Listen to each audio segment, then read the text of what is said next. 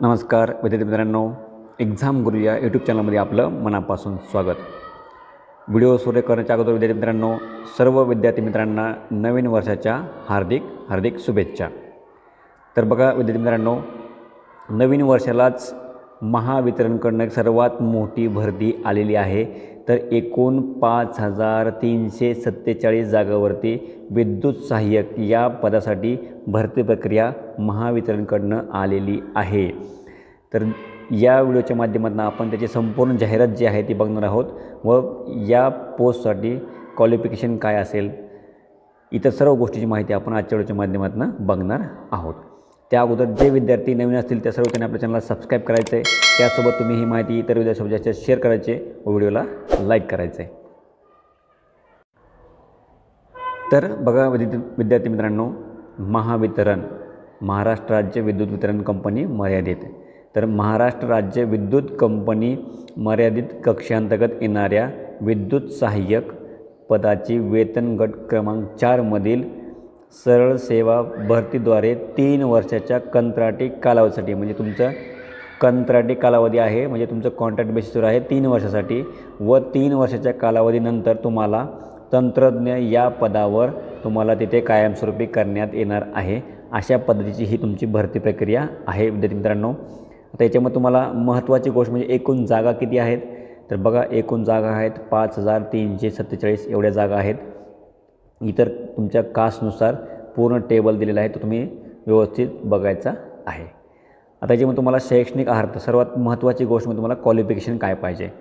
तर बघा, तुमचं 10+2 म्हणजे तुमचं 12वी झालेलं असणं आवश्यक आहे किंवा त्यासोबत आणि म्हटलेलं आहे म्हणजे 12वी आणि त्यानंतर तुमचं औद्योगिक प्रशिक्षण संस्थेमधील, तर बघा व्यवसाय प्रशिक्षण म्हणजे तुमचं जो ITI असेल तो ITI असणं कंपल्सरी गरजेचं आहे किंवा तुमचं डिप्लोमा पदविका असणं गरजेचं आहे. आता ही पदविका किंवा ITI कशामध्ये पाहिजे, तर वीजतंत्री आणि तारतंत्री, म्हणजे तुमचं इलेक्ट्रिकल असेल तरी चालेल किंवा तुमचं वायरमॅन असेल तरी चालेल.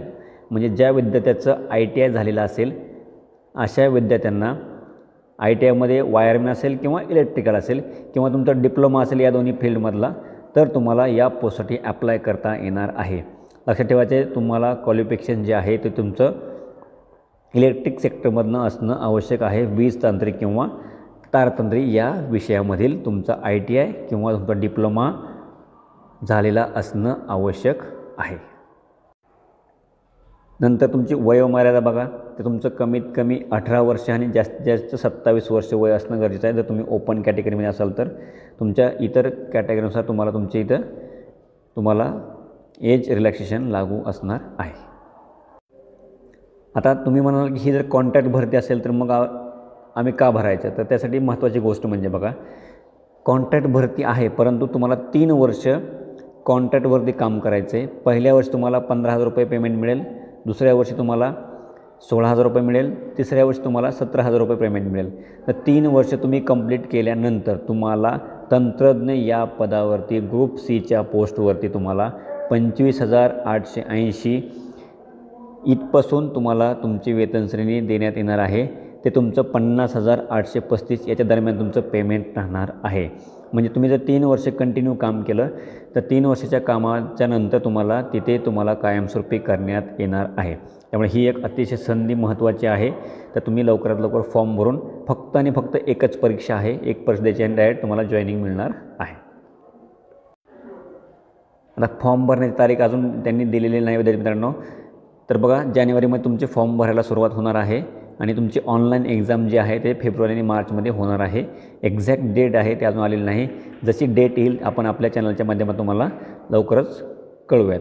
जर तुम्ही आत्तापर्यंत आपल्या चॅनलला सबस्क्राईब केलं असेल सबस्क्राईब करून ठेवा. त्यासोबतच बेल आयकॉन दाबा, जेणेकरून लगेच तुम्हाला नोटिफिकेशन आपल्या चॅनलचे मिळून जातील.